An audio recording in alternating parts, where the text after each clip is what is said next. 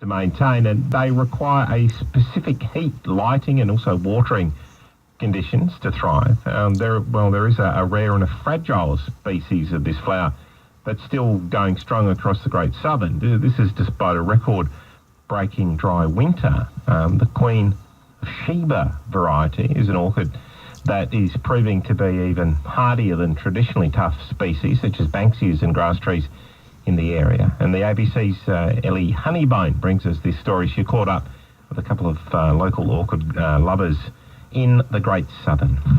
A week or so ago, I found these little dark-banded greenhoods, and I took a photo, and I've got my Facebook page, and I put it up on there, and really the caption just read, "Driest year on record here. The orchids are still here, tough as." You know, and they're growing on ground that I would compare to this concrete floor. It was rock hard, and here's this little orchid, you know, that's come up through that and is still flowering.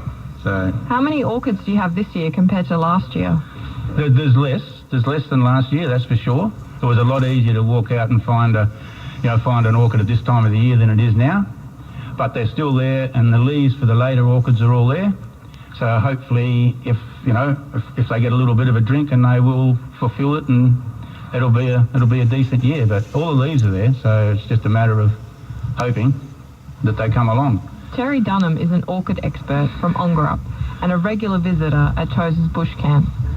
He said that sometimes the drier weather conditions can help the orchids flower so they can create new seeds. I believe sometimes when it's dry, the plants can be tricked into thinking we're not going to survive, so we need to produce seed. So sometimes they can flower a bit more when it's dry, even though it takes them a bit longer to get going.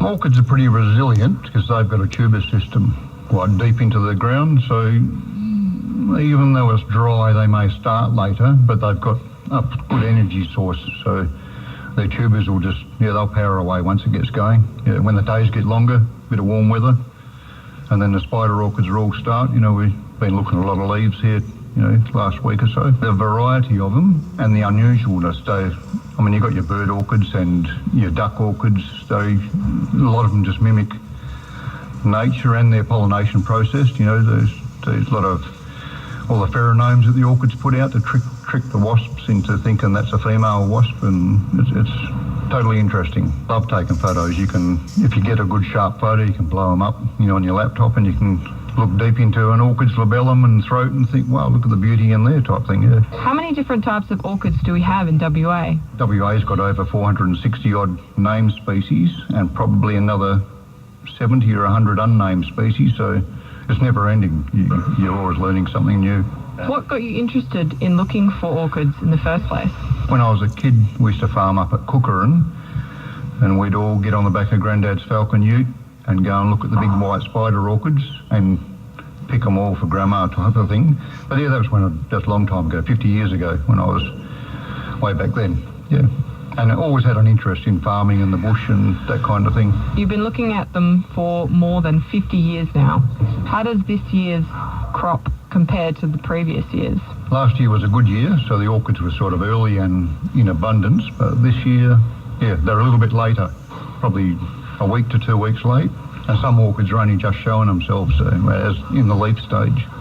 It's the same pretty much in a lot of areas, but here, near Bremer's been in a really dry spot. Even the farmers are sort of having a struggle. If people are out and about, what can they see if they go looking in the bush? And what can they look forward to? You got your winter orchids now, which are your green hoods and your snails and that kind of thing. And then the Queen of Sheba's soon. Then right through spring and summer. Late summer you got your sun orchids, sort of into early January if you're lucky. And in autumn, March, you got your leafless orchids. So pretty much all year really. There's quite a large population of Queen of Shebas, which are beautiful, and yeah, there's all sorts. Helmet orchids, mosquitoes, Heberley spider orchids, king spiders, there's all sorts. Just about name an orchid and they're out here. What are some of your favourite orchids? Yeah, a wide range of orchids that are my favourite, but the Queen of Sheba, she's beautiful. Last year I was south of Ongerup and there was a Queen of Sheba about to open, and a friend of mine had said she would love to see one open, and I sent her a message and said, well, I've got one about to open. She said, I'd love to see it. So I sat there taking a photo every 10 minutes and over an hour and a half it just slowly opened up, and there it was. Yeah, it was quite special, I thought. So what is so special about the Queen of Sheba orchid? She's lovely. And no two are the same, they're all different. You know, whether they got spots, stripes or whatever, they're individuals. They're beautiful. And why is it important to keep the location of plants like the Queen of Sheba a secret?